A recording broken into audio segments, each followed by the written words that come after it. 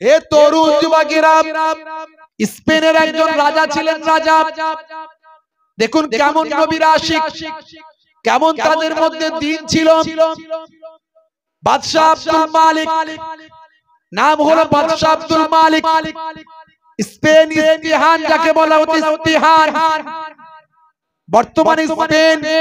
এই স্পেনের একজন বাদশা ছিলেন, নাম হলো আব্দুল মালিক। তিনি শিকার করতে বড় ভালোবাসতেন। তৎকালীন যুগে জঙ্গলে হরিণ শিকার করতে যেতেন। হে তরুণ যুবকেরা, হরিণ শিকার করতে বড় ভালোবাসতেন। তিনি হরিণ শিকার করতে জঙ্গলে যেতেন। হে তরুণ যুবকেরা, একদিন সৈন্যদের নিয়ে হরিণ শিকারে বেরিয়েছেন। জঙ্গলের পাশে একটা ঘর, একটা গ্রাম। সেই গ্রামে তিনি অপেক্ষা করেছেন, স্টে করেছেন, সৈন্যদেরকে পাহারায় রেখেছেন। তিনি জঙ্গলের ভিতরে জঙ্গলে হরিণ শিকার করতে বেরিয়েছেন। এমন সময় দেখতে পাওয়া যায় ওই গ্রামে একটা আমার বিধবা মহিলার বাড়ি ছিল। স্বামী নাই, স্বামীহীনা বিধবা নারীর ঘর ছিল। তার 3টে সন্তান ছিল।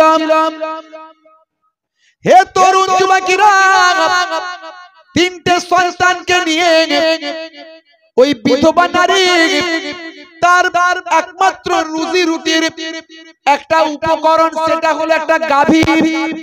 যে গাভী দুধ দান করত, সেই দুধ পান করে, দুধ বিক্রি করে ওই বিধবা মহিলা অনেক কষ্টে তার সন্তানদের লালন পালন করত। হে তরুণ যুবকেরা, হে আমার মুরব্বিয়ানেরা, ভাই আমার দোস্ত আমার, এমন সময় বাদশা আব্দুল মালিক ভাই আমার, তার ভাই আমার সৈন্যরা ওই গ্রামে দেখলো খাবার খেতে হবে, কি করা যায়। ওই বিধবা মহিলার গাভীটা সামনে দেখতে পেল। ওই গাভীটাকে তারা ধরে নিয়ে আসার চেষ্টা করলো। ওই বিধবা মহিলা অনেক হাতে পায়ে ধরলো, এটাই আমার একমাত্র রুজি রুটির উপকরণ, এটা আমার এতিম বাচ্চাদের খাওয়া দাওয়ার উপকরণ। এই দুধ বিক্রি করে দুধ খাইয়ে আমার সন্তানদের মানুষ করি। আমি বিধবা নারী, আমার স্বামী নাই, ইনকামের কোনো উপকরণ নাই। হে বাদশার মহান সুলতান, মহান বাদশার সৈন্য, আপনারা আমার এই উপকরণটা, আমার গাভীটাকে জবা করে খাবেন না। কিন্তু দেখা গেল ওই সৈন্যরা জোর করে, রাজার সুলতানের সৈন্যরা জোর করে ওই বিধবা নারীর, বিধবা মহিলার গাভীটিকে জোর করে ধরে নিয়ে আসলো। ভাই আমার, জোর করে তাকে তাড়িয়ে দিল। ওই গাভীটিকে ধরে নিয়ে আসলো, নিয়ে এসে জবা করে তারা আনন্দ করে খেয়ে নিল। এদিকে ভাই আমার সুলতান আব্দুল মালিক তিনি চলে গেছেন বাবা শিকারের, তিনি চলে গেছেন জঙ্গলের ভিতরে হরিণ শিকার করতে গেছেন কিছু জন সঙ্গী সাথী নিয়ে। হে তরুণ যুবকেরা, হে আমার মুরব্বিয়ানেরা, ওই বিধবা মহিলা থরথর করে কাঁপতে লাগলো, যেন মনে হলো আকাশ থেকে, আমার মাথাতে আকাশটা ভেঙে পড়ল। হে জওয়ান যুবকেরা, হে আমার বন্ধুরা, হে আমার মুরব্বিয়ানেরা, আমার আল্লাহ কোরআন মাজিদে জানিয়ে দিয়েছেন, হে দুনিয়ার মানুষ শুনে রেখে দাও, জেনে রেখে দাও, হে দুনিয়ার মানুষ, কোন মানুষকে কষ্ট দেবে না, কোন মানুষের ক্ষতি করবে না। আমার আল্লাহ জানিয়েছেন, দয়ার নবী জানিয়ে দিয়েছেন। মুসলমান একটুখানি শুনে রেখে দেন, জেনে রেখে দেন। এমন সময় ওই বৃদ্ধা মহিলা ঝরঝর করে কাঁদতে লাগলো। বেশ কিছু সময় কেটে গেল, তারপর তার মাথায় আসলো, বাদশার কাছে যদি আমি জানাতে পারি, বাদশা কিন্তু ন্যায় বিচারক বলে আমি জানি। ওই বিধবা নারী চিন্তা করলেন বাদশা কোন দিক দিয়ে আসবে। শেষে খবর পেলেন বাদশা ওই ব্রিজের উপর দিয়ে তার প্রাসাদের দিকে যাবেন। এমন সময় ওই বিধবা নারী সুলতানের অপেক্ষায় ওই ব্রিজের উপর গিয়ে, পোলের উপর গিয়ে অপেক্ষা করলেন। পুলেতে গিয়ে অপেক্ষা করছেন ঘন্টার পর ঘন্টা। নিশ্চয়ই বাদশা শিকার থেকে ফিরবেন এই ব্রিজের উপর দিয়ে, তার সঙ্গে ফয়সালা আমি এই ব্রিজে পোলের উপর করব। হে জওয়ান যুবকেরা, হে আমার বন্ধুরা, হে আমার মুরব্বিয়ানেরা, শুনে রেখে দিন বাবা, সেই সময় দেখতে পাওয়া যায় ওই বিধবা নারী অপেক্ষা করছেন যথা সময়ে সুলতান আব্দুল মালিক তিনি ঘোড়ার উপর সওয়ার হয়ে কয়েকজন সৈন্যকে সঙ্গে নিয়ে ওই ব্রিজের উপর দিয়ে তার প্রাসাদের দিকে বাড়ির দিকে যাচ্ছেন। সেই সময় ওই বৃদ্ধা মহিলা ভাই আমার ওই বিধবা নারী বিধবা মহিলা হঠাৎ করে সেই ব্রিজের পোলে দাঁড়িয়ে উঠলেন। দাঁড়ান হে মহান সুলতান, আপনি দাঁড়ান। হে সুলতান আন্দালুস, হে আন্দালুসের সুলতান, হে ইস্পাহানের সুলতান, আপনি অপেক্ষা করুন, একবার দাঁড়ান। আমার বিচার কি আপনি এই পোলেতে করবেন না আমার বিচারটা পুলসিরাতে এর পোলেতে করবেন? এই কথা শোনার সঙ্গে সঙ্গে সুলতানা ঠিক থাকতে পারলেন না। হে মহিলা, হে মা, হে মা, তুমি একই কথা বলছো? এই পোলেতেই তোমার বিচার হবে। পুলসিরাতের পোলে বিচার করার ক্ষমতা আমি সুলতানের সেদিন থাকবে না। সেদিন আমার বিচার করার ক্ষমতা থাকবে না, বিচার হলেই পোলেতেই হবে। বন্ধুরা আমার, তরুণ যুবকেরা আমার, সেই সময় দেখতে পাওয়া যায় ওই বিধবা নারী বললেন, হে মহান সুলতান, আপনি ন্যায় বিচারক, আমি জানি, আমার একটা বিচারটা আপনাকে এখনই করতে হবে। কি বিচার মা, বলো তোমার কি বিচার চাও?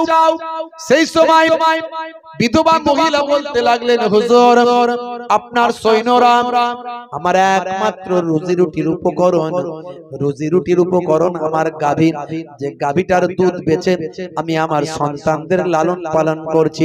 আমার 3টে সন্তান, সন্তানদের আমি লালন পালন করছি। সেই বিধবা মহিলা বলতে লাগলেন, আপনার সৈন্যরা আমার সেই গাভীটাকে জোর করে খেয়ে নিয়েছে, তারা জবাই করে আপনার সৈন্যরা খেয়ে নিয়েছে। আমি তাদের হাতে পায়ে ধরলাম, কত বোঝালাম, কিন্তু তারা বুঝলো না। তারা আমার ওই উপকরণ, আমার রুজি রুটির উপকরণ ওই গাভীটিকে তারা খেয়ে নিয়েছে। এখন এর ফায়সালা আপনি এই পুলেতে করবেন না, পুলসিরাতের পুলে করবেন। সেই সময় সুলতান আব্দুল মালিক বললেন, ও মা বিধবা মহিলা, মাগো মা, তোমার বিচারটা আমি এখানেই করব, ওখানে তো আমার কোনো ক্ষমতা থাকবে না। আমি তো আল্লাহর দরবারে নাফসি নাফসি করব, আমার রাসূলের ওসিলায় যদি সেদিন নাজাত পাই। কিন্তু মা, তোমার বিচারটা আমি এখন এখানে করব। তাড়াতাড়ি তার সৈন্যদেরকে ডাক দিলেন। রেগে অগ্নিশর্মা হলেন, রাগান্বিত হলেন, প্রচন্ড ক্ষিপ্ত হলেন। সেই সময় তার সৈন্যদেরকে ডাক দিলেন, ডাকো ওই সমস্ত সৈন্যদের সাজার জন্য পাঠিয়ে দাও, ওদেরকে সাজা দেওয়া হবে, শাস্তি দেওয়া হবে। কেন এই অন্যায় কাজ করেছে, আমার অগোচরে কেন এমন অপরাধ করেছে, এর জন্য ওদের শাস্তি দেওয়া হবে। অন্য সৈন্যদের বললেন, হে সৈন্যরা শুনে রেখে দাও, একটা গাভীর পরিবর্তে এই বিধবা নারীকে 70টা গাভী দান করে দাও। 70টা গাভী দিয়ে ওই বিধবার মনটাকে খুশি করে দাও। জোরে হবে না? কেমন ন্যায় বিচার ছিল তাদের মধ্যে। তৎকালীন যুগের সুলতান তারা ন্যায় বিচার দেখিয়েছেন। এই জন্য মানুষ দলে দলে সুলতানের কাছে এসেছে, নবীর ভক্ত হয়েছে, বিশ্ব নবীর শিষ্য হয়েছে। হে তরুণ যুবকেরা, হে আমার মুরব্বিয়ানেরা, আমাদেরকে দয়ার নবীর সুন্নত দেখাতে হবে। তারা সুন্নতটাকে নবীর নিয়েছিলেন। এই সুলতান থেকে শুরু করে ভাই আমার দোস্ত, আমার সাহাবায়ে কেরামদের জীবনী পড়লেও আপনি পাবেন। ভাই আমার আল্লাহর ওলি বান্দাদের জীবনী পড়লে আপনি পাবেন তারা কেমন করে সুন্নতকে গ্রহণ করেছেন, নিজেদের জীবনকে উৎসর্গ করেছেন, তবু আল্লাহ এবং রাসূলের হুকুমটা তারা ছাড়েন না। যাদের ভিতরে সুন্নত পাওয়া যায় তারা কেউ পথহারা হয় না। রাসূলের পথে যারা চলে দুনিয়ায় বাতিলের বাধা তারা মানে না। নিশীত রজনীতে সেজদাতে যায় হুসাইনি তাদের নিয়ে ভাবনাতে রয় বিপদের মাঝে তারা যতই পড়ুক বিপদের মাঝে তারা যতই পড়ুক রাসূলের তরিকা ছাড়ে না যাদের ভিতরে সুন্নত পাওয়া যায় তারা কেউ পথহারা হয় না জোরে হবে না জোরে হবে না ভাইরা আমার তরুণ যুবকেরা হযরতে মুসা কালিমুল্লাহর জামানায় হে তরুণ যুবকেরা মুসা কালিমুল্লাহর জামানায় একজন মহিলা কাঁদতে কাঁদতে এসে হাজির হলো তাফসীর গুলো পড়লে পাবেন ও আল্লাহর পয়গম্বর ও আল্লাহর নবী ও আমাদের পয়গম্বর মুসা কালিমুল্লাহ আমি মহা পাপ করে ফেলেছি কি পাপ কি অন্যায় করেছো মা হুজুর আমি তওবা করেছি আমি ইস্তেগফার করেছি এখন আমার গুনাহ কি ক্ষমা হবে হে তরুণ যুবকেরা হে আমার বন্ধুরা হযরতে মুসা কালিমুল্লাহ সেই সময় বলেছিলেন কি গুনাহ করেছো মা সেই মহিলা বলল হুজুর আমি জিনা ব্যভিচার করেছি এমন কি আমার পেটে জিনা ব্যভিচারের কারণে যে সন্তান এসেছে সেই সন্তানকে আমি হত্যা করেছি এখন আমি তওবা করেছি ইস্তেগফার করেছি আমি এখন তওবা করেছি ইস্তেগফার করেছি আমার তওবা কি কবুল হবে এ দুনিয়ার মানুষ শুনে রেখে দাও জেনে রেখে দাও হযরতে মুসা কালিমুল্লাহ রাগান্বিত হলেন এমনিতে রাগী মানুষ ছিলেন নবীদের মধ্যে যারা রাগী ছিলেন তার মধ্যে মুসা কালিমুল্লাহ একজন এমন সময় মুসা কালিমুল্লাহ রাগান্বিত হয়ে বললেন হে মহিলা আমার সামনে থেকে তুমি দূর হয়ে যাও বেরিয়ে যাও এত বড় পাপী মহিলা আমার সামনে আসার ক্ষমতা তোমাকে কে দিল সেই মহিলা ঝরঝর করে কাঁদতে কাঁদতে চলে যাচ্ছেন এমন সময় হযরতে জিবরাইল আলাইহিস সালাম মুসা কালিমুল্লাহর সামনে এসে হাজির হয়ে সালাম দিয়ে বললেন ও নবী মুসা কালিমুল্লাহ ওই মহিলাকে আপনি তাড়িয়ে দিলেন কেন মুসা কালিমুল্লাহ বলেছিলেন ও ভাই জিবরাইল শুনে রেখে দাও এই মহিলা একজন বড় পাপী মহিলা সে নিজে জিনা করেছে জিনা করার কারণে নিজের পেটে যে সন্তান এসেছে সেই সন্তানকেও পর্যন্ত হত্যা করেছে আল্লাহর নবী মুসা কালিমুল্লাহ তিনি রাগান্বিত হয়েছেন এমন সময় ফেরেশতা জিবরাইল আলাইহিস সালাম বললেন শুনে রেখে দিন সেই বান্দী তো তওবা করেছে আমার আল্লাহ তওবাকারীকে ক্ষমা করেন আর আপনি শুনুন তার থেকেও বড় পাপী আপনি কে আছে জানেন বলে কে তার থেকে বড় পাপী হলো যে বান্দা ইচ্ছাকৃত নামাজ ছেড়ে দেয় এর থেকেও বড় পাপী যে ইচ্ছাকৃত হবে নামাজ ছেড়ে দেয় বন্ধুরা আমার তরুণ যুবকেরা আমার সমস্ত ইবাদত সমূহের মধ্যে সবচেয়ে বড় ইবাদত হলো নামাজ ভাইরা আমার তরুণ যুবকেরা আমার আজকে এই সমস্ত কারণে আমাদের মাঝখানে বিপদ ঘনীভূত হয়ে গেছে আমাদের মাঝখানে বিপদ চারিদিকে একেবারে ছেয়ে এসেছে আজকে মুসলমান ভালো করে তাকিয়ে দেখুন আমাদের সিচুয়েশন কোন জায়গায় গিয়ে দাঁড়িয়ে গেছে মুসলমান আমরা কি শান্তিতে আছি যারা বলেন শান্তিতে আছি না শান্তিতে না তার কারণ কি তার কারণ হলো আমরা নামাজ ছেড়ে দিয়েছি আল্লাহর হুকুম ভুলে গিয়েছি হে মুসলমান আমরা আল্লাহর দ্বীনটা ছেড়ে দিয়েছি ভাইরা আমার তরুণ যুবকেরা আমার আমরা মুসলমান আল্লাহর হুকুমকে ত্যাগ করে দিয়েছি নামাজটা ভুলে গিয়েছি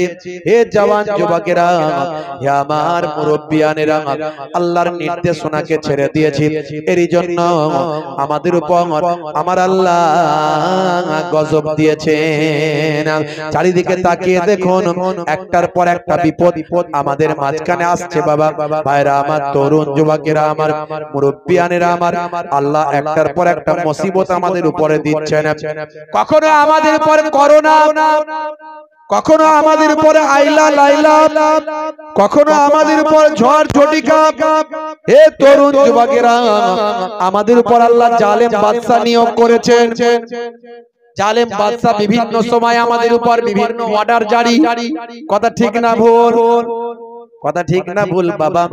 এই যে ওয়াকাফ সম্পত্তি আমাদের পূর্বপুরুষের, বলছে ওয়াকাফ সম্পত্তি আর মুসলমানদের হাতে থাকবে না, শুনছেন তো নাকি?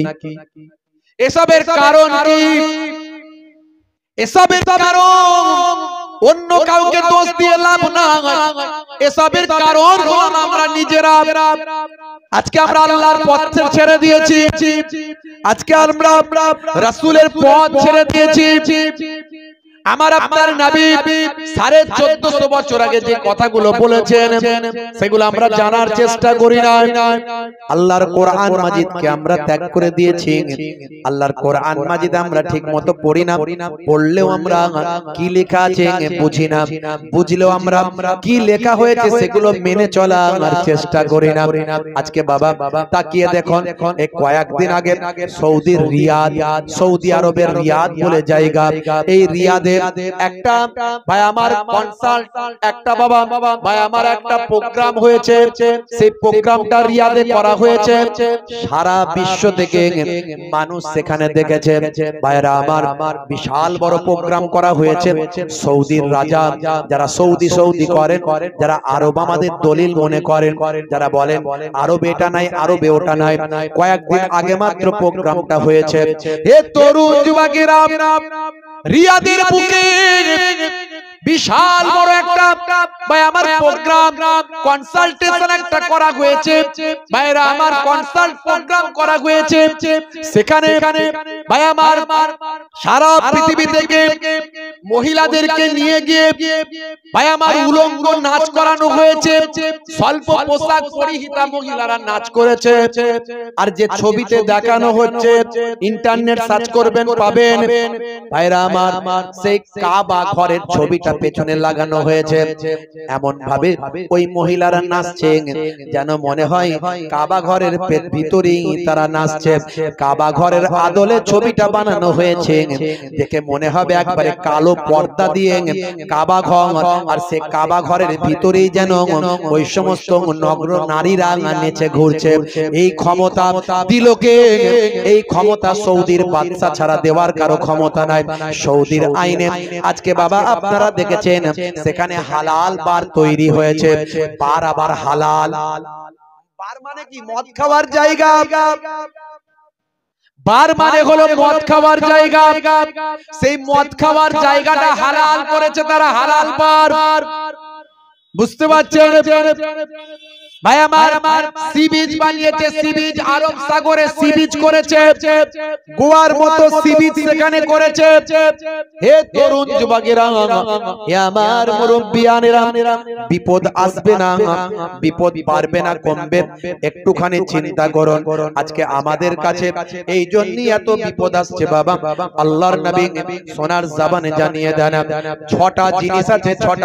6টা জিনিস যখন বুঝতে পারবে এই পৃথিবীর জমিনে, 6টা জিনিস যখন বেড়ে যাবে, তখন তোমরা বেশি বেশি আল্লাহর ইবাদতে লিপ্ত হয়ে যাও।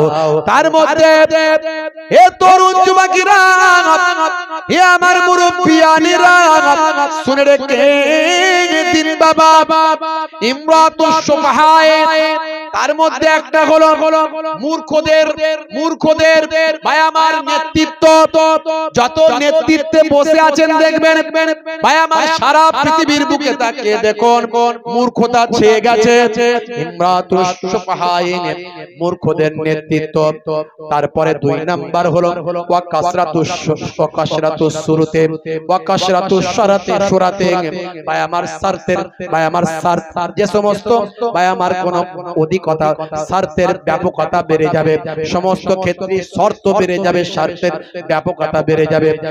ওয়া কাসরাতুস সুরাতে মানে শর্তের ব্যাপকতা বেড়ে যাবে। ওয়া বাইউল হুকমে মানে ভাই আমার হুকুম বিক্রি হয়ে যাবে। আজকে দেখবেন বাবা বিচারপতিরা বিচার করেন, পয়সা নিয়ে তারা বিচারকে পাল্টে দেয়। ভাইরা আমার, তরুণ যুবকেরা আমার, দেখবেন বাবা রায় হয়ে গেল, বিচার বদলে গেল, এভিডেন্সের ভিত্তিতে নয়। ভাই আমার এমন ভাবে বিচার করা হলো বলে আবেগের বশবর্তী, না হলে কোন ভিতর থেকে পয়সা দিয়ে লেনদেন হয়েছে, কিংবা কোন বড় চেয়ার তাকে দেয়া হয়েছে, সেই কারণে সে বিচারটা উল্টে দিয়েছে। কথা ঠিক না বল? ভাইরা আমার, তরুণ যুবকেরা আমার, ওয়াকাতিয়াতুর রাহিমে, ভাই আমার, আত্মীয়তা ছিন্ন করে দেবে, আত্মীয়তা কেটে দেবে।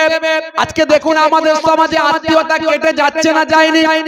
রক্তের সম্পর্কে ভাই, রক্তের সম্পর্কে আত্মীয়, তাদের সঙ্গে আমাদের যোগাযোগ বিচ্ছিন্ন। কুতাকারের কে দুটো আমরা ভাতে দেব, সে আমার অনেক বন্ধু হয়েছে, আত্মীয়তা ছিন্ন হয়ে গেছে। তারপরে আল্লাহর নবী বলেন ওয়াইস্তিগফাফুল বিদ্দাম, ভাই আমার রক্তের ছড়াছড়ি বেরিয়ে যাবে, রক্ত ভাই আমার চারিদিকে দেখা যাবে। মানুষ এত মারা যাবে, মানুষের জীবনের কোনো দাম নাই, মানুষ সহজেই মারা যাবে, মানুষের জীবনের কোনো মূল্য নাই। আজকে তাকিয়ে দেখুন ভাইরা আমার, অল্প দিনের মধ্যে বিশ্বযুদ্ধ লেগে যাওয়ার সম্ভাবনা আছে। তৃতীয় বিশ্বযুদ্ধ আপনারা জানেন কি জানি না, ডোনাল্ড ট্রাম্প ভাই আমার এসেছে, জো বাইডেন চলে গেছে, কিন্তু জো বাইডেন জানুয়ারি পর্যন্ত থাকবে। এই জো বাইডেন যাওয়ার আগে ভাইরা আমার ভালো করে আরেকটু খেলটা লাগিয়ে দিচ্ছে। সেই ইউক্রেনকে বলে দিয়েছে 300 কিলোমিটার দূরপাল্লার ক্ষেপণাস্ত্র চালানোর অনুমতি দেয়া হলো। রাশিয়ার বুকে 300 ভাই আমার কিলোমিটার দূরপাল্লার ক্ষেপণাস্ত্র চালানোর অনুমতি ইউক্রেনকে দিয়ে দিয়েছে। এখন ইউক্রেন যদি ছোট্ট একটা দেশ, ইউক্রেন যদি 300 কিলোমিটার দূরপাল্লার ক্ষেপণাস্ত্র যদি রাশিয়ায় ছড়ে, রাশিয়ার হাতে আছে কিছু কম বেশি 600 খানা পরমাণু। 600 খানা পরমাণু মানে বুঝতে পারছেন। রাশিয়ার পুতিন বলে দিয়েছে এই আমেরিকাকে ছেড়ে কথা বলবো না, আর ইউক্রেন ধূলিসাৎ হয়ে যাবে। ওদিকে কিম জং উন ভাই আমার, তরুণ যুবকেরা উত্তর কোরিয়া, এদিকে মধ্যপ্রাচ্যে চলছে ইসরায়েল আর ফিলিস্তিন ভাই আমার, ইহুদের সঙ্গে ফিলিদের। ওদিকে ভাই আমার 50,000 মানুষ শহীদ হয়ে গেছে। আপনারা দেখেছেন সারা পৃথিবী একটা বারুদের স্তম্ভের উপর দাঁড়িয়ে আছে, যে কোনো সময় আগুন লাগতে পারে, আর এই আগুনটা হবে পরমাণু যুদ্ধ। এই পরমাণু যুদ্ধ হলে হে তরুণ যুবকেরা, আল্লাহর নবীর 1450 বছর আগের সে হাদিসটা মিলে যাবে। দয়ার নবী হাদিসের মধ্যে বলেন পৃথিবীর বুকে কিয়ামতের আগে একটা মালহামা হবে। এই মালহামা ব্যাখ্যায় বলা হয়েছে যেখানে 2/3 মানুষ, 1/3 মানুষ যেখানে মারা যাবে। ভাই পরমাণু যুদ্ধ যদি হয়ে যায়, পৃথিবীর 1/3 মানুষ মারা যাবে। শুধু তাই নয়, আধুনিকতা পৃথিবীর জমিন থেকে হারিয়ে যাবে। বুঝতে পারছেন? এ সবের মূলে আমাদের ভাই আমার অবহেলা, আমাদের আল্লাহর প্রতি বিশ্বাস, আমাদের দিন থেকে সরে যাওয়া, এই সব কিছুর মূলে হঠাৎ এই রকম ভাবে আল্লাহর নবী 6টা নির্দেশ দিয়েছে, তার মধ্যে ম্যাক্সিমাম সবটাই আমাদের মাঝখানে মিলে যাচ্ছে। আল্লাহর নবী বলেছেন এই সময় তোমরা বেশি বেশি আল্লাহর ইবাদতে মশগুল থাকবে, বেশি বেশি নামাজ পড়বে, বেশি বেশি আল্লাহর জিকিরের মধ্যে থাকবে। এই সময় যদি বাঁচতে চাও আল্লাহর ইবাদতে মশগুল হয়ে যাও। আমরা বুঝতে পারছি না যে কোন সময় বিপদ যে আসতে পারে, সেটা আমরা বুঝতে পারছি না। চারিদিকে যে গজব ফিতনা চলছে, এটা আমরা ধরতে পারছি না। ভাইরা আমার, তরুণ যুবকেরা আমার, মুরব্বিয়ানেরা আমার, মুসলমান, আমাদেরকে বেশি বেশি নামাজি হতে হবে। নামাজের সময় হলে নামাজ ছেড়ে দিলে হবে না। যুবকেরা নামাজ ছেড়ে দিয়েছে, নামাজের সময় হলে আজান যখন হয়, মুসলমানের ছেলে তখন মসজিদ তলা থেকে পালায়, আছে না? না, মুয়াজ্জিন আজান দিচ্ছে হাইয়া আলাস সালাত, মুসলমানের ছেলে বলে এবার তাড়াতাড়ি মসজিদ তলা থেকে পালা, চপ মাচাতে যাই, ক্যারামটা খেলবো ভাই, সেখানে গিয়ে ফ্রি ফায়ার আর পাবজি গেম চালায়। কিয়ামতের আলামত কোথায় পৌঁছে গেছে? আমাকে একজন একটা ছবি পাঠালো, হুজুর দেখুন মদিনা শরীফের ভাই আমার মসজিদে নববীতে বসে আছে বসে বসে সেখানে ফ্রি ফায়ার মোবাইলে ফ্রি ফায়ার গেম খেলছে। অন্য একজন সেটা আবার কপি করেছে, করে আবার পাঠিয়েছে। বুঝতে পারছেন কোথায় চলে গেছে আমাদের অবস্থা? কিয়ামতের আলামত। আজকে মুসলমানের ঘরে ঘরে যুবকেরা, ছেলেরা ভাই আমার free fire PUBG online game নিয়ে মত্ত হয়ে গেছে। আমি এর আগেও বলেছিলাম হারাম, আজও বলে যাচ্ছি হারাম। তোমাদের জীবনটা বরবাদ হয়ে যাবে এই সমস্ত গেমগুলো, এই সমস্ত অনলাইন গেম যদি তুমি চালাতে থাকো। শরীর চর্চা করে তুমি খেলাধুলা করো শরীর চর্চার জন্য, কোন রকম জুয়া, কোন রকম টাকার লেনদেন ছাড়া শরীর চর্চার জন্য খেলাধুলা করো, জায়েজ আছে। তুমি শরীর চর্চা করো, সারাক্ষণ ঘন্টার পর ঘন্টা যুবকেরা মোবাইল নিয়ে গেম খেলছে, ফ্রি ফায়ার, পাবজি, ক্যারাম, তাস, বিভিন্ন ভাবে। হে তরুণ যুবকেরা, আমার আল্লাহ নারাজ। মুসলমান এগুলো সব কিয়ামতের আলামত। ঘরে ঘরে গান বাজনা ঢুকে যাবে, ঘরে ঘরে অশ্লীলতা ঢুকে যাবে, জেনা ব্যভিচার ঘরে ঘরে প্রবেশ করবে। ভাইরা আমার, তরুণ যুবকেরা আমার, নারীরা বেপর্দা হয়ে যাবে। স্বল্প পোশাক পরিহিত অবস্থায় নারীরা ঘুরে বেড়াবে। পুরুষেরা নারীদের অনুকরণ করবে আর নারীরা পুরুষদের অনুকরণ করবে। আল্লাহর নবী বলেন, লানা রাসূলুল্লাহি সাল্লাল্লাহু আলাইহি ওয়াসাল্লাম আর-রাজুলু ইয়ালবাসু লিবসাতাল মারআতি ওয়াল মারআতা তালবাসু লিবসাতার রাজুল। আল্লাহর নবী বলেন, ওই সমস্ত পুরুষ আর মহিলাদের উপর লানাত, যে সমস্ত পুরুষেরা নারীদের মতো চালচলন করে আর যে সমস্ত নারীরা পুরুষদের মতো চালচলন করে। এখন কিছু ছেলে দেখতে পাওয়া যায় কানে দুল পরে না, জোরে বলে হাতে বালা আছে না নাই, জোরে বলেন আছে না নাই। হে তরুণ যুবকেরা, ছেলেরা পায়ের গিরার উপরে পোশাক পরবে, মেয়েরা পরবে গিরার নিচে। কিন্তু হয়ে গেছে উল্টো। এখনকারের নারীরা পায়ের পোশাকটা গিরার উপরে এতটা পর্যন্ত তুলে দিয়েছে, আর ছেলেরা পায়ের গিরার নিচে পর্যন্ত লুটিয়ে লুটিয়ে পড়ে যাচ্ছে, আছে না নাই। হে তরুণ যুবকেরা, মুসলিম ঘরের নারীরাও তারা আজকে গেঞ্জি টি শার্ট পরে, জিন্স প্যান্ট পরে ঘুরে বেড়ায়। কলকাতার দিকে দেখবেন মেয়েরা সিগারেট খাচ্ছে। এই ভাইরাস আমাদের গ্রামগঞ্জেও চলে আসছে, এই ভাইরাস গ্রামগঞ্জেও চলে আসছে। সৌদি আরবের বুকে হাই রে হাই, সেখানে পর্যন্ত সেই যে পর্দা ছিল সেই পর্দা আস্তে আস্তে তুলে দিচ্ছে। মেয়েরা এখন ওপেন হচ্ছে, এমনকি মহিলারা কিছু কিছু শুনতে পায় যে তারাও নাকি মাঝে মাঝে কেউ কেউ দেখেছে যে সিগারেট খাচ্ছে সৌদি আরবের জমিনে। বুঝতে পারছেন? তাহলে কিয়ামত আসবে না, বিপদ আসবে না, মালহামা হবে না, ধ্বংস হবে না, গজব আসবে না, জালেম বাদশা নিয়োগ হবে না, অত্যাচার জুলুম বাড়বে না, বাড়ছে। স্বাভাবিক স্বাভাবিক। হে তরুণ যুবকেরা, আল্লাহর নবী বলেন, এই রকম পরিস্থিতিতে বেশি তোমরা ইবাদতে মন দাও, নামাজে মন দাও, বেশি তেলাওয়াতে মন দাও, বেশি জিকিরে মন দাও। হে তরুণ যুবকেরা, তুমি আল্লাহর জিকিরটা করো। ফাজকুরুনি আযকুরুকুম, বান্দা তোরা আমাকে স্মরণ কর, আমি আল্লাহ তোদের স্মরণ করব। ওরে বান্দা তোরা আমার হয়ে যা, আমি আল্লাহ তোদের হয়ে যাব। কিতাবের মধ্যে দেখতে পাওয়া যায়, মাল্লাহুল মাওলা ফালাহুল কুল, বান্দা যখন আল্লাহর হয়ে যায় কুল মাখলুকাত তার গোলাম হয়ে যায়। মান কানা লিল্লাহি কানা আল্লাহু লাহু, যে বান্দা আল্লাহর হয়ে যায় স্বয়ং আল্লাহ তার হয়ে যায়। জোরে হবে না, জোরে হবে না। যখনই আপনি কষ্ট পাবেন নামাজে যাবেন, যখনই আপনি বিপদে পড়বেন নামাজে যাবেন, যখনই আপনি মুসিবতে পড়বেন নামাজে গিয়ে সাহায্য চাইবেন। 5 ওয়াক্ত নামাজের সময় হবে, সঙ্গে সঙ্গে মসজিদে যাবেন, আজান শুনবেন আর মসজিদে যাবেন। হে তরুণ যুবকেরা, হে আমার মুরব্বিয়ানেরা, নামাজি যদি তুমি হয়ে যাও, সাহায্য করার দায়িত্বটা আমার আল্লাহ গ্রহণ করে নেবে।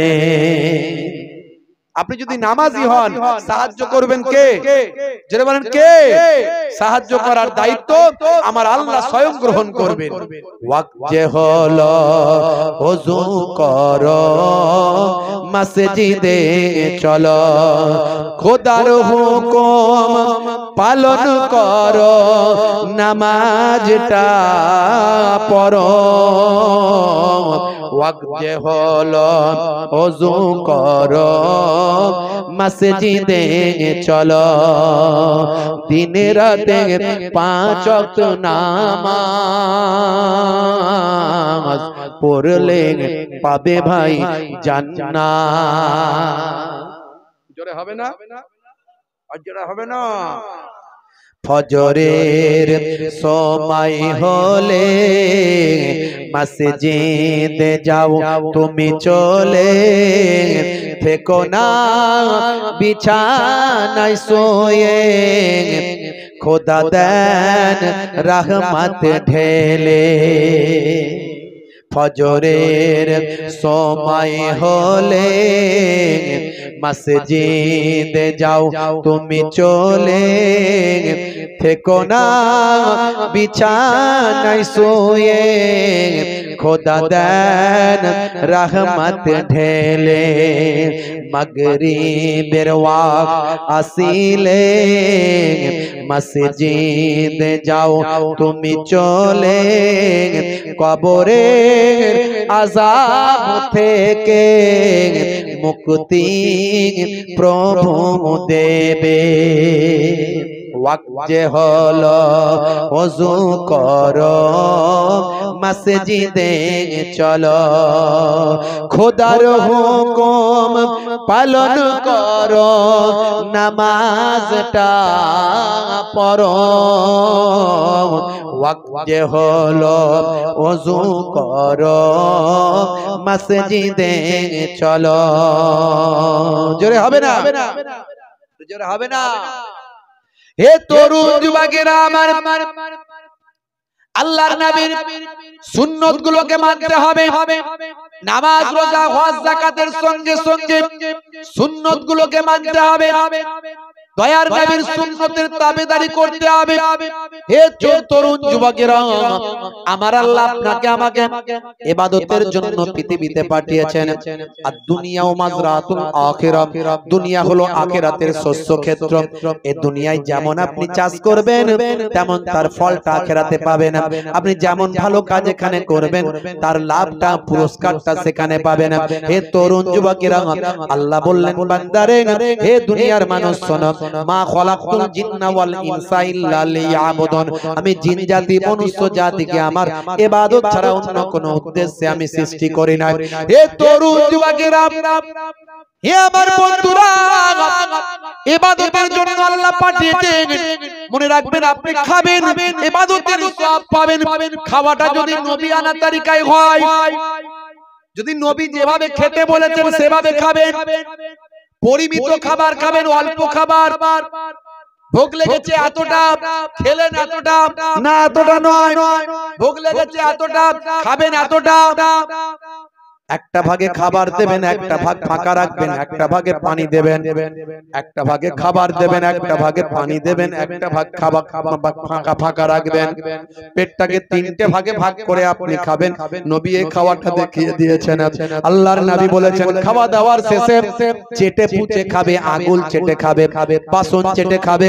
হযরত আম্মা জান আয়েশা সিদ্দিকা রাদিয়াল্লাহু তাআলা আনহা বলেন যখন নবী খাওয়া দাওয়া করতেন প্লেটটাকে খাবার পাত্রটাকে এমন চেটে পুচে খেতেন বুঝতে পারা যেত এই পাত্রে দয়ার নবী খাবার খেয়েছে। আমরা চেটে পুচে খাওয়াটাকে আমরা মনে করি লোকে কি বলবে, বলবে হ্যাংলা খেতে পায় না। ও কে কি বললো দেখার দরকার না। হযরত ওমর ফারুক রাদিয়াল্লাহু তাআলা আনহু বলেছেন আতরকু সুন্নতি বিকাউলি হুমাকা, আমি আহমকদের কথা শুনে আমি আমার সুন্নতকে ত্যাগ করে দেব। বোকারা কে কি ভাবলো দেখার দরকার নাই। ওটা কাঁটা চামচে ভাই আমার 1 প্লেট খেতে খেতে আমার 3 প্লেট খাওয়া হয়ে যাবে। কথা ঠিক না ভুল? সবচেয়ে বড় চামচ হচ্ছে আগুন। হে তরুণ যুবকেরা চেটে পুচে খাওয়ার কথা দয়ার নবী বলেছেন। আর নবীর কথা কখনো ভুল নয়, অবৈজ্ঞানিক নয়, অবাস্তব নয়। 1450 বছর আগে দয়ার নবী বললেন চেটে পুচে খাবে। আজকের যুগের স্বাস্থ্য বিশেষজ্ঞরা বলছেন নবী যা বলেছেন ঠিক বলেছেন। চেটে পুচে খেলে মুখ থেকে এক ধরনের লালা নিঃসৃত হয়, যে লালাটা আপনার আমার হজমের উপকার হয়। 1450 বছর আগে দয়ার নবী বললেন ইউহিব্বুল হালওয়া ওয়াল আসাল। আল্লাহর নবী পছন্দ করতেন মিষ্টি এবং মধু পান করতেন, মাঝে মাঝে পছন্দ করতেন খেতেন দয়ার নবী। সময় পেলে খাবার পেলে, নবীর ঘরে তো খাবারের ভাই আমার খাবার তেমন কিছু থাকতো না। দয়ার নবী গরিবী জীবন যাপন করেছিলেন, ইতিহাস আপনাদের জানা। কিন্তু নবী পছন্দ করতেন মিষ্টি এবং মিষ্টি এবং মধু। দয়ার নবী আমার পছন্দ করতেন। আজকে ভালো করে দেখুন, লক্ষ্য করুন ভাইরা আমার, ভাই আমার তরুণ যুবকেরা, স্বাস্থ্য বিশেষজ্ঞরা বলছেন খাওয়া দাওয়ার পরে যদি একটু মিষ্টি খাওয়া হয় হজমের জন্য উপকার হয়। শুধু তাই নয়, হার্টের একটা অসুখ হয়, অসুখটার নাম হলো কার্ডিওভাস্কুলার। এই কার্ডিওভাস্কুলারের মতো ভয়ঙ্কর রোগ থেকে হেফাজত হয়। শুধু তাই নয়, আল্লাহর নবী মধু খেতে বলেছেন। কোরআন মাজিদে মধু সম্পর্কে মধুর আয়াত এসেছে, মৌমাছির আয়াত এসেছে কোরআন মাজিদে। আমি ভালো করে লক্ষ্য করুন, 1450 বছর আগে আমার আল্লাহ যেটা কোরআনে বলেছেন, নবী যেটা হাদিসে বলেছেন, সেটা আজকের যুগে বিজ্ঞানীদের কাছে আজকে গ্রহণীয় হয়েছে, বাস্তবতার সঙ্গে সামঞ্জস্য পেয়েছে। 1450 বছর আগে আমার আল্লাহ মধুর কথা বলেছেন। ভাই আমার দয়ার নবী মধুর কথা বলেছেন, মধু খেলে তোমার উপকার হবে, মধু তোমার রোগ নিরাময় করবে। নবী আমার জানিয়ে দিয়েছেন। আজকের স্বাস্থ্য বিশেষজ্ঞরাও দয়ার নবীর কথা স্বীকার করেছেন। মধুকে আজকের স্বাস্থ্য বিশেষজ্ঞরা মধু সর্দি কাশি বিভিন্ন উপকারের জন্য মধু খেতে মানুষকে নির্দেশ দেয়। হে তরুণ যুবকেরা, হে আমার মুরব্বিয়ানেরা, হে আমার বন্ধুরা, কোরআন মাজিদ খুলুন, সূরা নাবা আয়াত নাম্বার 10। ওয়াজআলনাল লাইলা লিবাসা। আমার আল্লাহ কোরআন মাজিদে বললেন রাতকে আমি পোশাক বানিয়েছি, পোশাক। তুমি রাত্রিটাকে পোশাকের মতো মনে করো, শরীরের সঙ্গে জড়িয়ে নাও রাতকে। তার মানে ব্যাখ্যা কি? অন্ধকার, রাত মানে অন্ধকার, অন্ধকারটাকে শরীরের সঙ্গে জড়িয়ে নাও। 12 ঘন্টা দিন, 12 ঘন্টা রাত।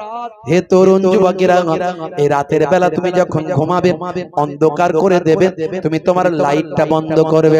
হাদিসের মধ্যে অন্য জায়গায় বলা হয়েছে যখন তুমি ঘুমাবে আলোটাকে নিভিয়ে দেবে, বন্ধ করে দেবে। আর আল্লাহ কোরআন মাজিদেও বললেন তুমি তোমার রাতটাকে লেবাস করে নাও, পোশাক বানিয়ে নাও, মানে অন্ধকারকে নিজের গায়ের সঙ্গে মাখিয়ে নাও। হে তরুণ যুবকেরা, আজকের যুগে দেখতে পাওয়া যায় স্বাস্থ্য বিশেষজ্ঞরা বলেন আল্লাহর কোরআন যেটা বলেছে, নবীর হাদিস যেটা বলেছে, সেটা সত্য, মহাসত্য, ধ্রুব সত্য। আজকের স্বাস্থ্য বিশেষজ্ঞরা বলছেন মানুষ যখন ঘুমিয়ে যায় তখন লাইটটা বন্ধ করে দেওয়া প্রয়োজন। কারণ লাইট জ্বললে মাথা থেকে, মাথার পেছন সাইড থেকে এক ধরনের হরমোন তৈরি হয়, যে হরমোনটাকে বলে মেলাটোনিন। এই মেলাটোনিন হরমোনটা নিঃসৃত হওয়ার জন্য ঘুমের অন্তত 2 ঘন্টা পরে প্রয়োজন হয়। 2 ঘন্টা কেটে গেলে ব্রেঘর ঘুম, তার মানে একেবারে গভীর ঘুম। গভীর ঘুম হলে চোখ ব্রেনকে ইন্ডিকেট করে, হে ব্রেন এখন আমার ক্লায়েন্ট বেঘোর ঘুমে আচ্ছন্ন হয়ে গেছে। এবার তুমি মেলাটোনিন নামক হরমোনটা নিঃসৃত করতে পারো। হে তরুণ যুবকেরা, মেলাটোনিন মানে যে এক ধরনের এমন হরমোন, যে হরমোনটা ভাই আমার ক্যান্সার, আপনারা জানেন ক্যান্সার বিজ্ঞানীরা বলে, স্বাস্থ্য বিশেষজ্ঞরা বলে ক্যান্সারের নাই কোনো অ্যানসার।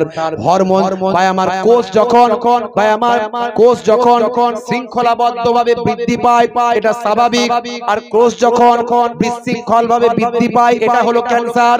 ভালো করে বুঝবেন, আমাদের শরীরে কোটি কোটি কোষ আছে। কোষ, এই কোষগুলো যখন বিশৃঙ্খলভাবে যখন বৃদ্ধি পায় এটা হলো ক্যান্সার।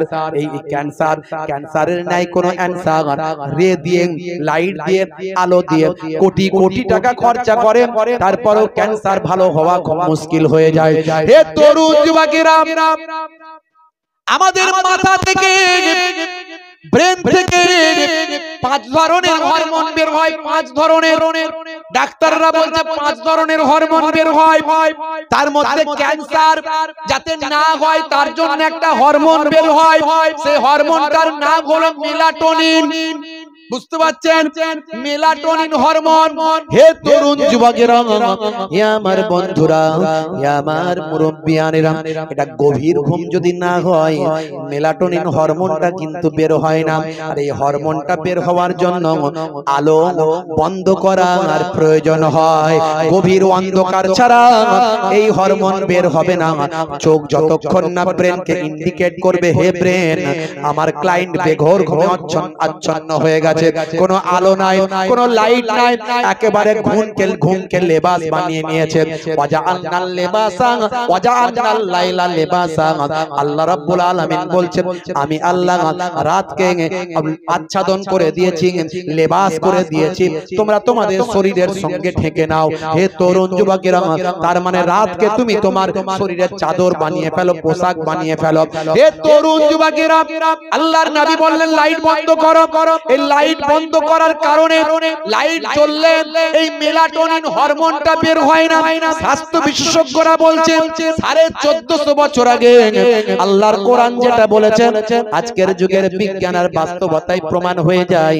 মুরব্বিয়ানেরা, যুবকেরা, তাই বলি হে যুবকেরা, যারা রাতের বেলা রাতের পর রাত ঘন্টার পর ঘন্টা ধরে যারা ফ্রি ফায়ার পাবজি চালাও, অল্প দিনের মধ্যে অসুস্থ হয়ে যাবে বাপ। হে যুবকের, এখন রক্তের গরম আছে, চালিয়ে যাচ্ছ না।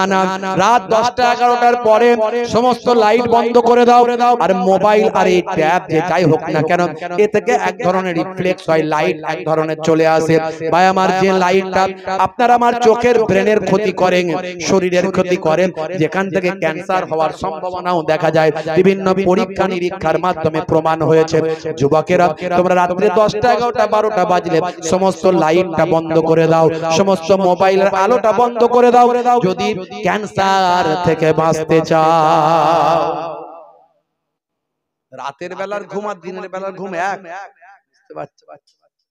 এই যে আমাদেরকে মানুষ চাই, কি করব বলে, এত বলি রাত্রে জলসা করব না, মানুষ ছাড়ে না। একে দিয়ে ফোন, তাকে দিয়ে ফোন, লোকেরা বলে হুজুর এত দাওয়াত নেন কেন? বছরে 8 মাস জলসা, 7 থেকে 8 মাস জলসা করছি, কি করব? আমি নিতে চাই না। এমনি তো দিন জাগা মানুষ, আর এই জন্যই বলা যায় না। এখন চিন্তা ভাবনা অন্যরকম আছে, কতদিন পারবো জানি না। বুঝতে পারছে? না ঘুমালে মানুষের শরীর কখনো ঠিক থাকতে পারে না। যে যে জায়গায় জলসা হয় সারা রাত, আমি বারণ করি সারা রাত জলসা করবেন না। রাত্রে 12টা বেজে গেল, জলসা শেষ করে দেন। সন্ধ্যা থেকে 2টো হুজুর রাখবেন, ব্যাস মিটে গেল ঝামেলা। ঘুম মানুষের জন্য অপরিহার্য, আমরা বুঝি না তাই। বুঝতে পারছি? সেটা একদিন দুদিন বলে হুজুর আমরা একদিন জাগছি, কিন্তু যে হুজুররা সারা সারা রাত জাগছে, ও দিন যতই দিনের বেলা ঘুমা, রাতের ঘুমের মতো হয় না কোনোদিন। আল্লাহ রাব্বুল আলামিন রাতকে ঘুমের জন্য বানিয়েছেন। এগুলো আমরা ব্রেক করছি, আমাদেরকে চেঞ্জ হতে হবে। আমিও চেষ্টা করছি যাতে আগামী দিন আরো কন্ট্রোল করতে পারি। আমি নিজেই বলছি আর আমি নিজেই কন্ট্রোল করতে পারছি না। আবার আজকে এখান থেকে যাব এক জায়গায় প্রোগ্রামে, বুঝতে পারছি কি করব, মানুষ চাইছে যেতে হচ্ছে, সেগুলো কন্ট্রোল করতে হবে। আপনারাও করতে হবে, আপনাদেরও করতে হবে, আমাদেরও করতে হবে।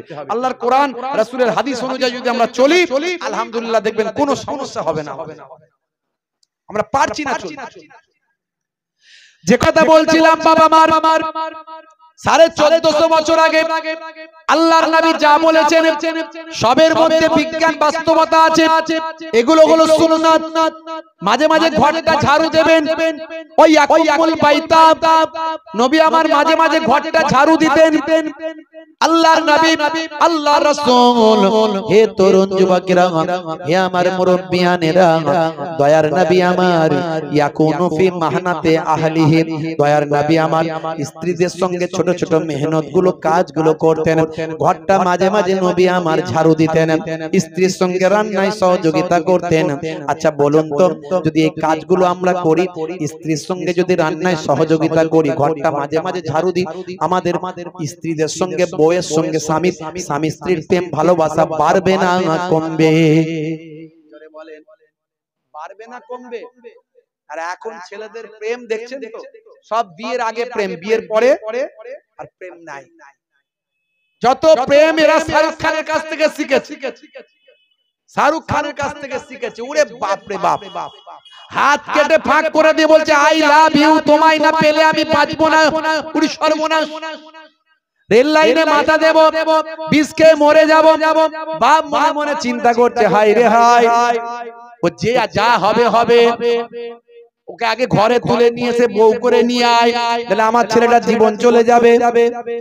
ওর মেয়ে বলছে, মেয়ের বাপ বলছে সর্বনাশ, আমার মেয়ের জীবন চলে যাবে। হাই রে হাই, প্রেম শিখেছে শাহরুখ খানের কাছে, সলমান খানের কাছে। আর দয়ার নবী প্রেম শিখিয়ে দিয়েছিল। যদি নবীর দেখানো প্রেমটা করতে পারতে, বুড়ো হয়ে যেতে, বুড়ি হয়ে যেতে, কিন্তু প্রেম তোমার আর কমতো না। বুড়ো বুড়িকে ছাড়া বাঁচবে না, বুড়ি বুড়োকে ছাড়া বাঁচবে না। কি প্রেম নবী শিখিয়েছেন! আল্লাহর নবী বলেন মাঝে মাঝে তোমরা ঘরটা নিজে হাতে ঝাড়ু দেবে, স্ত্রীর সঙ্গে ছোট ছোট কাজগুলো তোমরা করবে। হুজুর, আপনি যা ওয়াজ করে দিয়ে যাচ্ছেন না, সকাল থেকে গন্ডগোল লেগে যাবে। কি হলো না, এই আমাদের বউয়েরা তো বলবে হুজুর ওয়াজ করে গেল, ঘর ঝাড়ু দিতে, নাও ঝাঁটা নাও, ঝাড়ু দাও। সকালবেলা টেনশনে পড়ে যাব, কি বিপদ। আচ্ছা যদি মাঝে মাঝে ঘরটা ঝাড়ু দেন, এটাও তো সব পাবেন। আমার নবী দিয়েছেন বলে দিলেন, প্রেমও বাড়বে, উপকারও আছে, লাভও আছে, সুন্নতের সওয়াবও আছে। আপনি বলবেন হুজুর আমার অনেক কাজ, সব সময় দেবেন না, মাঝে মাঝে দেবেন। বলে হুজুর এটা মেয়েদের কাজ। আরে মেয়েদের কাজ তো কি হয়েছে? আপনি কত বড় সাহেব হয়েছেন, আমি কত বড় সাহেব হয়েছি, ডাক্তার সাহেব, মাস্টার সাহেব, উকিল সাহেব, হাকিম সাহেব, নেতা সাহেব, মন্ত্রী সাহেব, জমিদার সাহেব, বিজনেসম্যান, ভাই আমার হুজুর সাহেব, মাওলানা সাহেব, পীর সাহেব, যত বড়ই সাহেব হন না কেন, নবীর থেকে বড় সাহেব পৃথিবীর জমিনে হয়নি, আর কেউ হবে না। সেই নবী প্রেম শিখিয়েছেন। মুসলমানের ঘরে অশান্তি কেন থাকবে? যদি নবীর তরিকায় চলো, 100 জনের 98টা ঘরে কোনো অশান্তি থাকার কথা নয়। আর এখন দেখুন শাহরুখ খানের কাছ থেকে প্রেম শিখেছে। ভাই আমার যতগুলো প্রেম করে বিয়ে করেছে তাদের ম্যাক্সিমামটাই দেখুন বিয়ে 2-3 বছরের পরে গন্ডগোল লেগেছে। ভালো করে ঘরেতে ভাই আমার দরজার পাশ দিয়ে, গলি দিয়ে, পাড়ার ভিতরে ঢুকলেই দেখবেন 224-40 চলছে। কিরে ভাই 224-40 চলছে, কিরে ভাই? ও শাহরুখ খানের ভক্ত তাই। শিক্ষকের স্ত্রী ঝগড়ার সময় বলছে ওই আমাকে বেশি শেখাতে এসো না।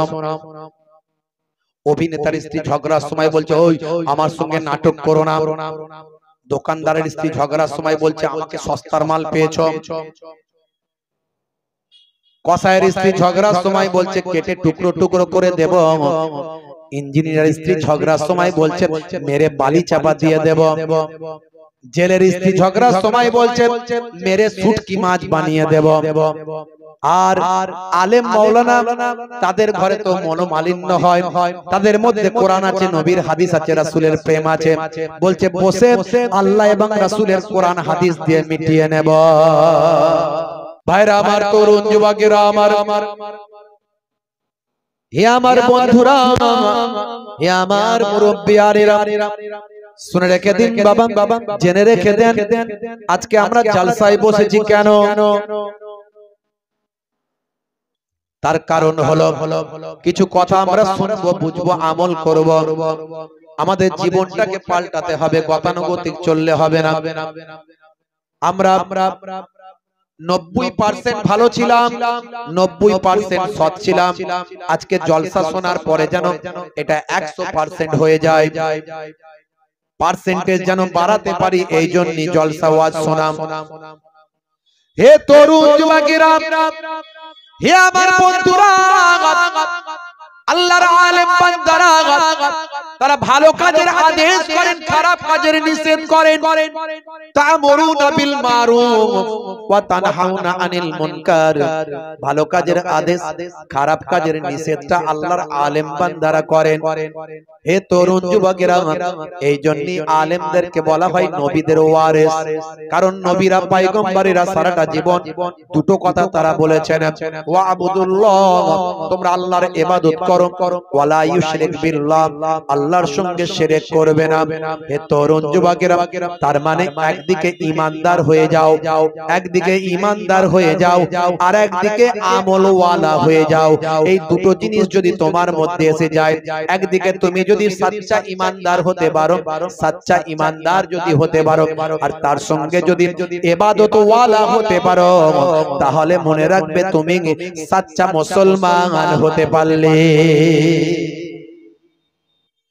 আল্লাহ বলছেন বান্দারে, হে দুনিয়ার মানুষ শুনে রেখে দাও, আমি আল্লাহ ঘোষণা করি, ওয়ালা তামুতুন্না ইল্লা ওয়া আনতুম মুসলিমুন। ততক্ষণ পর্যন্ত তুমি মরো না যতক্ষণ না সচ্চা মুসলমান না হয়ে যাও। মুসলমান হতে গেলে আপনাকে সচ্চা ঈমানদার হতে হবে। মুখে শুধু স্বীকার করলে হবে না, অন্তরে বিশ্বাস করতে হবে, আর কার্যে পরিণত করতে হবে। তাসদীকুম বিল কলব, তাকরীরুম বিল লিসান, ওয়া আমাল বিল আরকান। মুখে স্বীকার, অন্তরে বিশ্বাস, কার্যে পরিণত করার নাম হলো মুসলমান, করার নাম হলো ঈমানদার। আপনি এই তিনটে জিনিসের সংমিশ্রণ যদি ঘটান, তবে আপনি সচ্চা ঈমানদার হতে পারবেন। হে তরুণ যুবকেরা, আপনি বলছেন ভাগ্যে ভালো মন্দ যা কিছু হয় সবই আল্লাহর পক্ষ থেকে হয়। বাংলাদেশে কয়েকদিন আগে একটা নিউজ আমার চোখে পড়লো, দেখলাম ভাই আমার মুরব্বী মানুষ দাঁড়িয়ে আছে পাঞ্জাবি পরে। দেখবেন যারা সোশ্যাল মিডিয়া ফলো করেন তারা হয়তো দেখে থাকবেন, ভাইরাল হয়েছে। পাঞ্জাবি পরে, লুঙ্গি পরে, মাথায় টুপি, মুখে দাড়ি সাদা, গাছের ডালে ভাই আমার মাফলার নাকি একটা বেঁধে আর ঝুলে পড়েছে, আত্মহত্যা করেছে। যারা জানে তারা বলছে ছেলেরা কেউ দেখে না, বউ ছেলে পুলে তারা কেউ দেখে না, বুড়ো বাপকে স্ত্রী নাই, আর কি করবে, একা মানুষ, তাই সে নিরুপায় হয়ে নিজের জীবন নিজেই দিয়ে দিয়েছে। মনে রাখবেন, এটা অত্যন্ত দুঃখজনক ব্যাপার যে সন্তান, ছেলে, বউ তারা তার বাপ মাকে দেখে না, মানে শ্বশুর শাশুড়িকে দেখে না বৌমা, আর ছেলে তার বাপ মাকে দেখে না। অত্যন্ত দুর্ভাগ্যজনক। কিন্তু ভাগ্যে ভালো মন্দ যা করে সে কোথা থেকে হয়? জীবন দেওয়ার অধিকার কারো আছে? আত্মহত্যা করা চলবে? দরকার হলে ভিক্ষা করে খাবে, তবু আত্মহত্যা করা চলবে না ইসলামে, কারণ আত্মহত্যাকারী জাহান্নামী। ভাইরা, আপনি বলছেন, মুখে বিশ্বাস করেছেন যে ভাগ্যে ভালো মন্দ যা কিছু হয় আল্লাহর কাছ থেকে হয়। আমি দেখে বুঝতে পারলাম বেচারা নামাজি মানুষ, দাড়িওয়ালা মানুষ, পাঞ্জাবি পরে আছে, টুপি মাথায় দিয়ে আছে, তার মানে এই জ্ঞানটা তার মধ্যে নাই যে আত্মহত্যা করা চলবে না, এবং ভাগ্যে ভালো মন্দ যা কিছু হয় আল্লাহর কাছ থেকে হয়। নিশ্চয় তোমার ছেলে বউ তোমাকে দেখেনি, মনে রাখবে নিশ্চয় আমার আল্লাহ তোমাকে কিছু না কিছু একটা ব্যবস্থা করতে, তুমি সেই সবরটা করতে পারলে না। আমার আল্লাহ জানিয়ে দিয়েছেন, ওয়ালা নাবলু আন্নাকুম বিশাইইন মিনাল খাউফি ওয়াল জু ওয়া নাকসিম মিনাল আমওয়ালি ওয়াল আনফুসি ওয়াস সামারাত ওয়া বাশশিরিস সাবিরিন। তোমাদের জান এবং মালের ক্ষতি দিয়ে আমি আল্লাহ তোমাদের পরীক্ষা করি। আমার আল্লাহ কি বলছেন? তোমাদের জান এবং মালের ক্ষতি দিয়ে আমি তোমাদের নোকসান দিয়ে পরীক্ষা করি। আর যারা সবর করবে, ইন্নাল্লাহা মাআস সাবিরিন, নিশ্চয় আমি আল্লাহ ধৈর্যশীল বান্দাদের সঙ্গে থাকি। জোরে বলো। হে তরুণ যুবকেরা, হে আমার বন্ধুরা, হে আমার মুরব্বিয়ানেরা, শুনে রেখেন দিন বাবা, সমস্ত নবীরা আগে ঈমানের দাওয়াত দিয়েছেন, বান্দা ঈমানদার হয়ে যাও, সচ্চা ঈমানদার হয়ে যাও, আল্লাহকে বিশ্বাস করো, পরকালকে বিশ্বাস করো, মৃত্যুর পর জীবিত হতে হবে বিশ্বাস করো, ভাগ্যে ভালো মন্দ যা কিছু হয় আল্লাহর কাছ থেকে হয়, এটা তোমাকে বিশ্বাস করতে হবে। কিয়ামত যে হবে বিশ্বাস করতে হবে, ফেরেশতারা আছে বিশ্বাস করতে হবে, আসমানি কিতাবগুলোকে বিশ্বাস করতে হবে, মানতে হবে। এত কিছু যদি তুমি মানো বান্দা, তবে শুনে রাখো শুধু মুখে মানলে হবে না, তোমাকে এটা অন্তর থেকে মানতে হবে এবং কার্যে পরিণত করতে হবে। যা কিছু করা দরকার সেগুলো করতে হবে, তবে তুমি ঈমানদার হতে পারবে। এই ঈমানদার হওয়ার পরে তোমার সবচেয়ে আগে কাজ হলো আল্লাহর হুকুম, বড় হুকুম, সেটা হলো তোমার নামাজ আদায় করতে হবে। এবার আমলগুলোর মধ্যে সবচেয়ে বড় আমল হলো নামাজ, সবচেয়ে বড় ইবাদত হলো নামাজ। আফজালুল ইবাদাতি ইবাদাতুস সালাত, সবচেয়ে বড় ইবাদত হলো সালাত। সেই সালাতটা তোমাকে আদায় করতে হবে। যে বান্দা নামাজ পড়ে না সে আল্লাহর দ্বীনকে ধ্বংস করছে। আমান তারাকাহা ফাকাদ হাদামাদ দ্বীন, যে নামাজকে ছেড়ে দিল, ত্যাগ করে দিল, সে আল্লাহর দ্বীনকে ধ্বংস করলো। মান আকামাহা ফাকাদ আকামাদ দ্বীন, যে নামাজকে কায়েম করলো সে আল্লাহর দ্বীনকে মজবুত করলো। হে দুনিয়ার মানুষ শুনে রেখে দাও, ইন্নাস সালাতা তানহা আনিল ফাহশাই ওয়াল মুনকার, নিশ্চয়ই নামাজ তোমাকে অশ্লীলতা অন্যায় থেকে দূরে সরিয়ে দেবে। সবচেয়ে বড় ইবাদত হলো নামাজ। যখন তুমি কবরে যাবে, তোমার তিনটে প্রশ্ন করার পরে বান্দা তুমি ইবাদত সম্পর্কে যখন প্রশ্ন করা হবে, ইবাদত সমূহের মধ্যে সবচেয়ে বড় ইবাদত নামাজ নিয়ে প্রথম জিজ্ঞাসা হবে। যতটুকু ওয়াজ করলাম বললাম, আমার উদ্দেশ্য একটাই, এক নাম্বার হলো ঈমানদার হতে হবে, ঈমানকে মজবুত করতে হবে। আলোচনা অনেক ছিল, অনেক আলোচনা করলাম, বিজ্ঞানকে সামনে রেখে, ইতিহাসকে সামনে রেখে দু চার কথা বললাম। এটা ইতিহাস বললাম, আগে যেগুলো বলেছি সায়েন্স বলেছি। এত উদাহরণ দিয়ে বোঝানোর চেষ্টা করেছি কোরআন এবং হাদিস পাককে সামনে রেখে, যে আমাদেরকে সচ্চা ঈমানদার হয়ে আমলওয়ালা হতে হবে, ইবাদতওয়ালা হতে হবে। আর ইবাদতের মধ্যে সবচেয়ে বড় ইবাদত কি? জানেন কি? নামাজ। নামাজ যদি ছেড়ে দিই আমাদের উপর গজব আসবে। সারা পৃথিবীতে কি চলছে, যে কোনো সময় যে কোনো ঘটনা ঘটতে পারে। আমাদেরকে সচেতন হতে হবে। নামাজ ছেড়ে দিলে হবে না, রাসূলের সুন্নাত ভুলে গেলে হবে না, সব সুন্নাতগুলোকে জানতে হবে। ডান দিকে কাত হয়ে ঘুমানো সুন্নাত, বসে পানি পানি করা সুন্নাত, পেচ্ছাপ করে পবিত্র হতে হবে, পেচ্ছাপ করে পানি নিতে হবে, পরিষ্কার পরিচ্ছন্ন থাকতে হবে। আমাদেরকে যত তাড়াতাড়ি সম্ভব নাপাকি থেকে পাকি হাসিল করতে হবে, পবিত্রতা তাহারাত হাসিল করতে হবে।